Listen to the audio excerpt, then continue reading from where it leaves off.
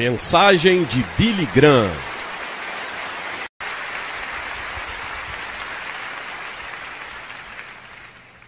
Agora quero que vocês voltem comigo para a passagem que Ralph Bell leu para nós.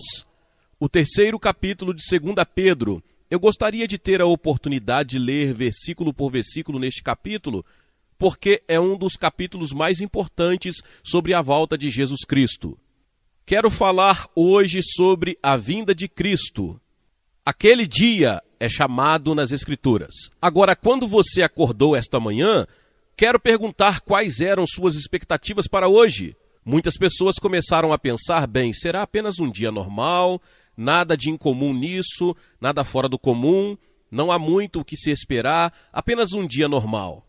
E então pode haver o dia da formatura, ou o dia do aniversário, o dia da promoção, o dia em que você se aposenta, talvez o dia em que você começa suas férias, o seu aniversário, o nascimento de um filho.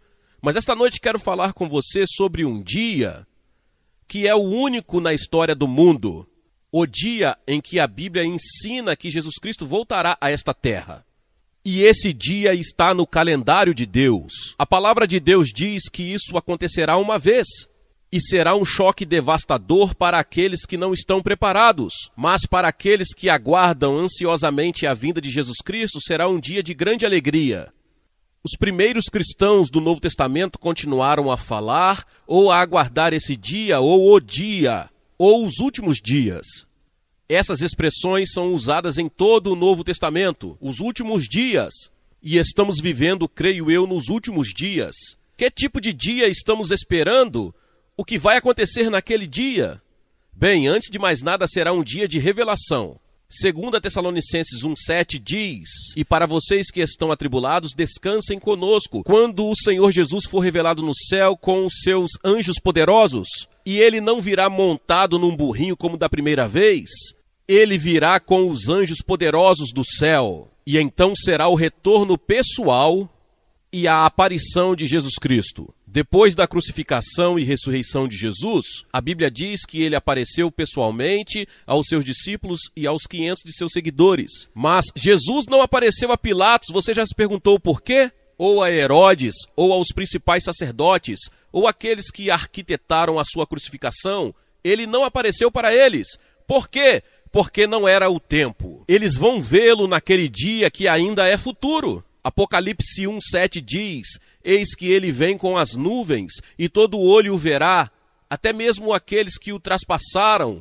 Todos os povos da terra chorarão por causa dele. Mesmo as pessoas que o traspassaram, mesmo as pessoas que planejaram sua morte, irão vê-lo. Ficarão em estado de choque. As Escrituras dizem em 1 Tessalonicenses 4,16: Pois o próprio Senhor descerá do céu. Em Atos 1,11 diz: Este mesmo Jesus virá da mesma maneira que vocês o viram ir para o céu. E eles estavam observando para vê-lo ir para o céu, sua ascensão. E diz que ele desapareceu em uma nuvem. Acho que foi uma nuvem de anjos que veio para escoltá-lo de volta ao céu, porque houve anjos que vieram quando ele nasceu e o escoltaram para a terra. Agora ele está voltando para o céu após sua ressurreição e eles vieram para acompanhá-lo de volta. Você sabe, antes de uma grande obra de arte, como uma estatua ou pintura ser apresentada ao público, ela geralmente é mantida escondida. As pessoas podem saber que a obra está sendo preparada.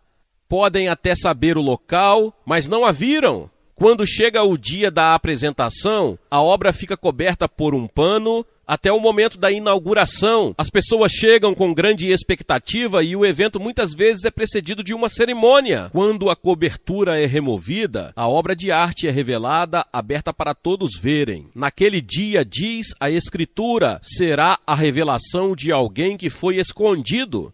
Hoje é o dia em que Cristo está escondido. Ele não está aqui pessoalmente no sentido de sua carne. Ele não foi visto. Há mais aquele que não o vistes, disse Pedro em 1 Pedro 1,8. Mas naquele dia ele será revelado. Veja, este é um dia de fé, chegamos a ele pela fé, mas ele será visto. Vamos vê-lo de pessoa para pessoa. E estou ansioso por aquele dia em que verei Jesus Cristo pessoa por pessoa, ser capaz de cair aos seus pés e agradecer-lhe por ter morrido na cruz por mim, para que eu pudesse ter meus pecados perdoados, para eu poder ir para o céu e passar a eternidade com ele. Você sabe que nos países orientais um homem é presenteado, em muitos países orientais um homem é apresentado no dia do casamento com sua noiva, e a primeira vez que ele viu a noiva foi no dia do casamento. Ela está escondida sob um véu. Posso imaginar a expectativa daqueles jovens esperando para ver que tipo de mulher seus pais escolheriam para eles, para ver sua noiva pela primeira vez.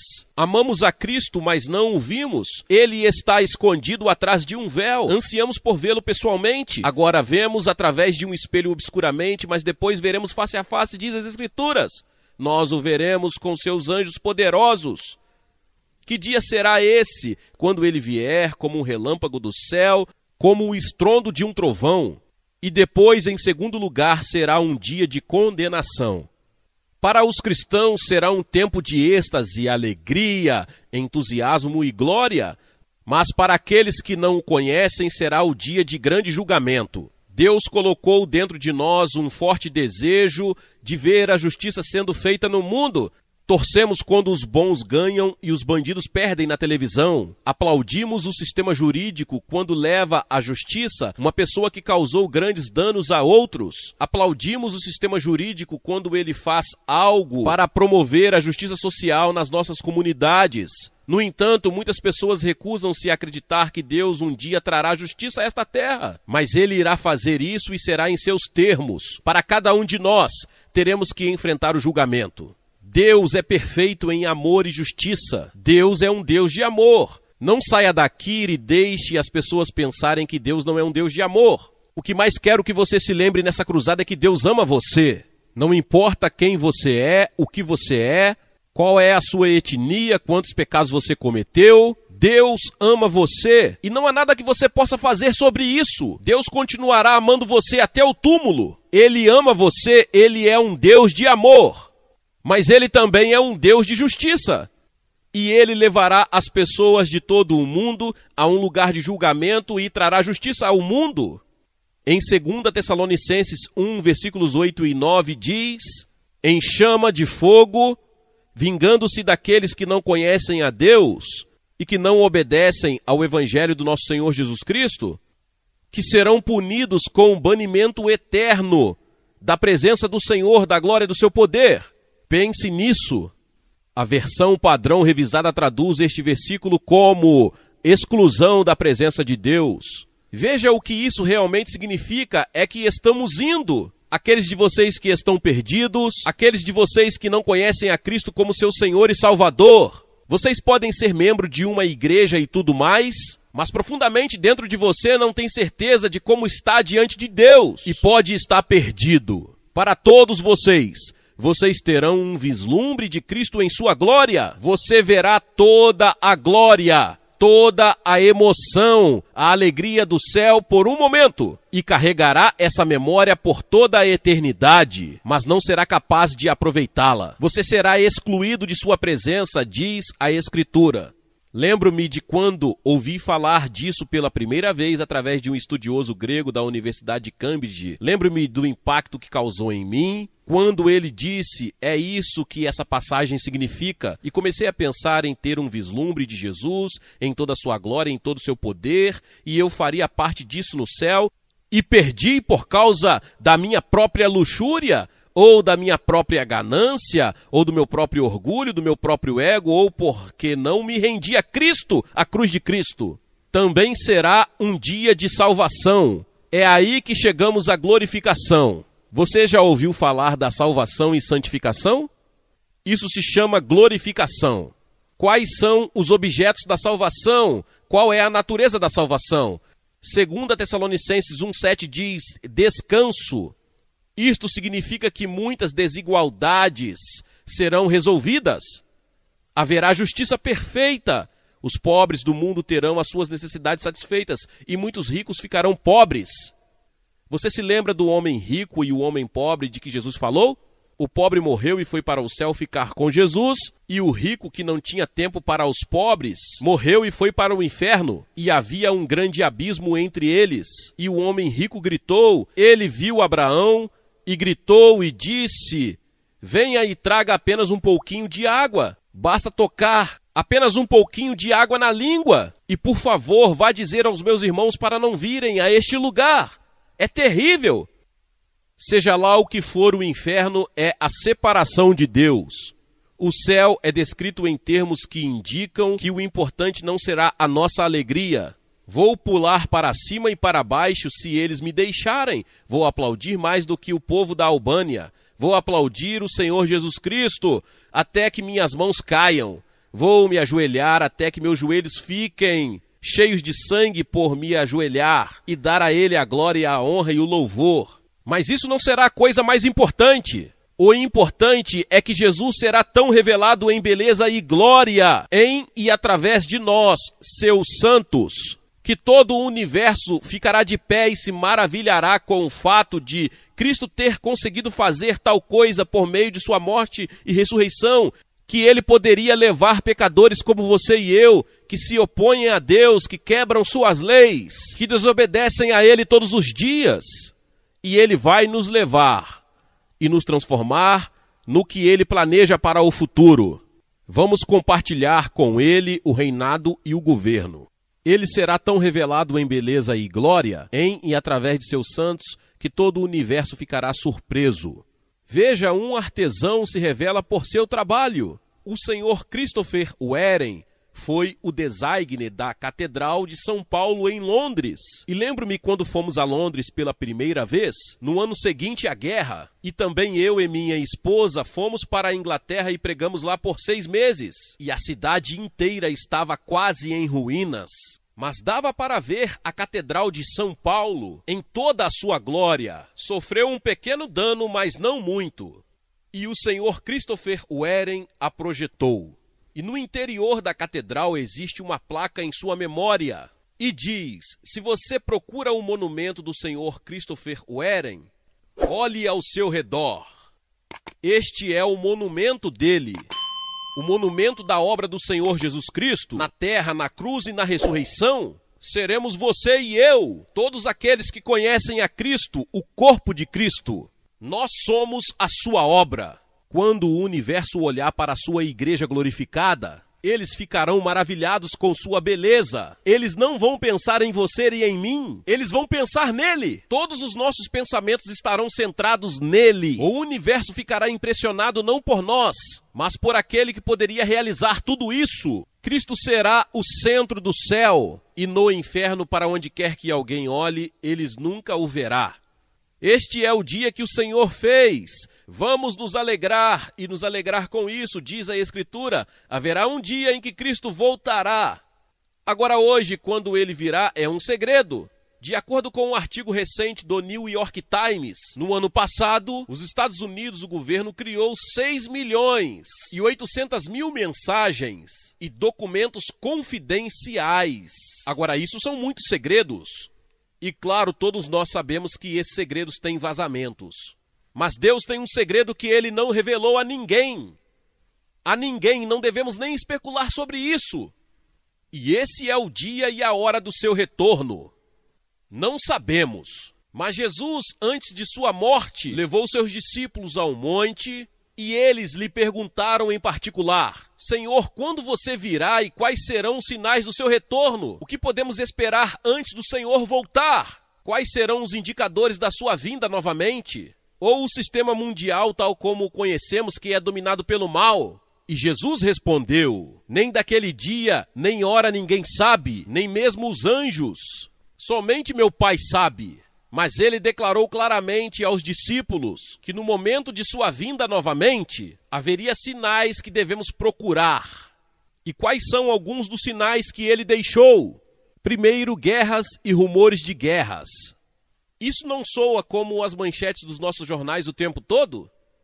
Guerras e rumores de guerras. Ah, sim, tivemos um período maravilhoso de paz que aparentemente rompeu no mundo. E estou emocionado com o que está acontecendo. Mas mesmo com toda essa paz que irrompeu, isso não significa que não seja um mundo perigoso. O Economista de Londres publicou outro dia um editorial e disse que o mundo ainda é um lugar perigoso. O fim da Guerra Fria e o novo relaxamento entre o Oriente e o Ocidente levaram alguns a acreditar que a paz está na ordem do dia. O economista disse que não. Nos livramos de uma grande fonte de tensão, mas o mundo ainda tem muitas coisas acontecendo. Nem o ódio, a intolerância, nem a agressão, nem mesmo o choque de ideias morreram nas mudanças ocorridas no ano passado e neste ano. A paz está a surgir, mas o conflito também. Então a segunda coisa que ele disse: muitos virão em meu nome dizendo eu sou Cristo. Disseram-me que há mais de 400 pessoas só em Los Angeles que afirmam ser Cristo. Ele disse que surgirão falsos cristos e falsos profetas e mostrarão grandes sinais e maravilhas. Muitas pessoas hoje estão ensinando que somos Deus. Tudo o que você precisa fazer é entrar em contato com o poder que está dentro de você. Liberte-o e você poderá resolver todos os problemas da vida. E então, em terceiro lugar, Jesus disse que as massas ficarão sobrecarregadas com a fartura e embriaguez e os cuidados desta vida, e assim esse dia chegará sobre miríades de pessoas desprevenidas. Em outras palavras, vamos nos divertir muito e estar em todas as nossas festas, frequentando todas as casas noturnas e bebendo e usando drogas com excesso. O sexo e a violência são grandes ameaças à geração atual. E são ameaças importantes, mas Jesus previu tudo isso. Ele disse que eles viverão como nos dias de Noé, comendo e bebendo, casando e dando-se em casamento, trocando esposas. E tudo isso está acontecendo hoje em uma escala que nunca conhecemos antes. O crítico social e autor Tom Wolfe, comentando a década de 1980, chamou-a de uma década de febre monetária em que a imoralidade sexual esteve perto de desaparecer. Onde estão nossos valores morais? Vamos ao pessoal do Talk Show e eles nos contam quais são os valores morais no momento. E eu conheço uma dessas pessoas e o conheço há muito tempo. Ele costumava ter valores morais fortes, mas ao longo dos anos ele próprio sucumbiu. Até agora, quando você o assiste na televisão, você vê que ele se afastou muito de onde costumava estar. Jesus deixou isso claro. Haveria riqueza, ganância e indulgência incalculáveis à medida que nos aproximamos do fim dos tempos. Um colunista de jornal chamou nosso estilo de vida americano de existência babilônica. E então, em quarto lugar, Jesus disse que haveria fome em muitos lugares e pestilências. Não universal, mas em lugares diferentes, disse ele. E grande parte da fome no mundo hoje é provocada pelo homem, o resultado de lutas políticas e de guerras civis. Veja a fome em Moróvia, na Libéria, esta noite. 500 mil pessoas lotaram aquela cidade. Não há água, a água está cortada há 10 dias, não há comida, não há arroz e as doenças estão surgindo. O que vai acontecer? Isso está acontecendo em muitas partes do mundo. Está acontecendo em alguns lugares da Índia e parece que a guerra entre Índia e Paquistão está muito, muito próxima. E vemos todas essas coisas acontecendo agora. E são todas coisas que Jesus previu que aconteceriam pouco antes dele vir. Os americanos gastam milhares de milhões de dólares anualmente em programas de redução, quando o resto do mundo está apenas a tentar obter o suficiente para comer. E então ele disse que a iniquidade se multiplicará. E ele estava falando sobre perversões sexuais. Sim, não vou abordar isso esta noite porque não temos tempo. Mas a taxa diária de criminalidade nos surpreende. O número de mulheres jovens que hoje são atacadas e violentadas é 40% maior do que há um ano. Algo aconteceu.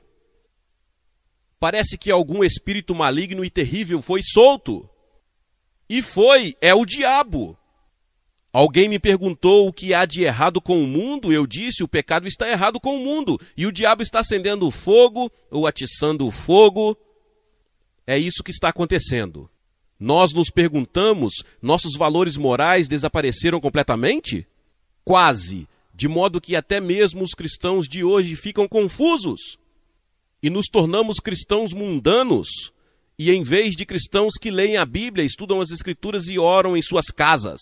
Sentamos em frente à televisão e extraímos daí nossos valores morais. E então ele disse: haverá um aumento nos terremotos. Há cerca de 6.000 terremotos detectados em todo o mundo a cada ano. O número médio de mortes causadas por terremotos no século XX foi de 20.000 pessoas todos os anos. Na Armênia, em 1988, havia 25 mil. No Irã, há algumas semanas, havia 50 mil. Os terremotos estão aumentando. Em 2 Pedro, ele disse que já tudo será destruído naquele dia. Que tipo de pessoa você poderia ser? Agora temos o efeito do ozono.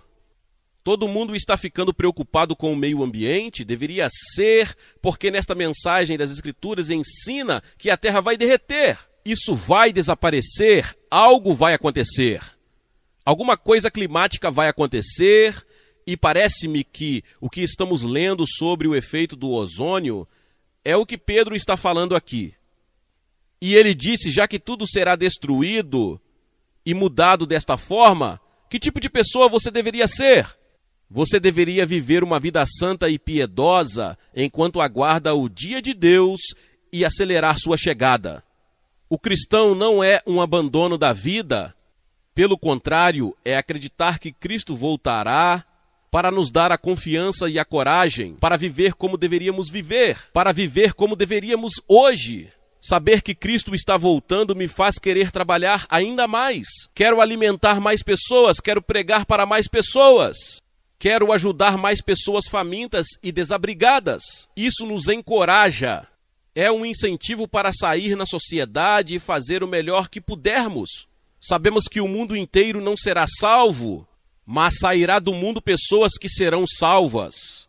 E buscamos um novo céu e uma nova terra como Deus prometeu. E vivemos com ousadia para Ele no contexto de nossas vidas hoje. A Bíblia diz que chegará o dia em que Deus abalará os céus e a terra. Será um dia de salvação para aqueles que conhecem a Cristo. Será um dia de julgamento para aqueles que não conhecem. Você está preparado? A Escritura diz, prepare-se para encontrar seu Deus. Você se preparou? Você diz, bem, o que preciso fazer para me preparar? Sim, você vai à igreja de vez em quando, você foi batizado, você toma Santa Ceia, você se tornou um membro de uma igreja, mas no fundo você não tem certeza de sua posição. E você quer ter certeza antes de sair daqui. Esta cruzada terminará em alguns minutos. Esta fase, pelo menos. Porque vai continuar nas igrejas. E vai continuar em todo o grande trabalho de acompanhamento que está sendo planejado. Mas você precisa assumir um compromisso com Cristo hoje. Hoje é o dia da salvação. Agora é o momento certo. A Escritura ensina que você pode endurecer seu coração. Deus está lhe dando outro momento, outra chance de dizer sim a Ele. Vou pedir que você faça algo que vimos nas últimas 2 noites, mais de 2.000 pessoas fazerem. Vou pedir-lhe que se levante do seu assento e fique aqui em frente a esta plataforma e diga ao ouvir, entrego meu coração a Cristo. Quero ter a certeza de que estou salvo, que vou para o céu, que estarei preparado para encontrar com Cristo quando Ele retornar. Você diz, por que você me pede para me apresentar? Cada pessoa que Jesus chamou no Novo Testamento, Ele chamou publicamente. Ele disse, se você não estiver disposto a me reconhecer diante dos homens, eu não te reconhecerei diante de meu Pai que está nos céus. Há algo sobre assumir esse compromisso público que Ele ordenou que fizéssemos. Eu vou pedir que você faça isso agora mesmo. Centenas de vocês com quem Deus está falando. Se vocês vierem daqui, isso levará um tempo, alguns minutos. Então comece agora. Deus está falando com você. Se você estiver com amigos ou parentes, eles vão esperar por você. Se você veio de ônibus, eles vão esperar. Há muito tempo, Deus está falando com você. Pode vir, rapidamente. E depois que vocês vierem, vou dizer uma palavra para vocês. Vou orar com vocês. Vou dar uma literatura para ajudá-los em sua vida cristã. Apenas levante-se e venha agora mesmo, daqui de cima e de todos os lados.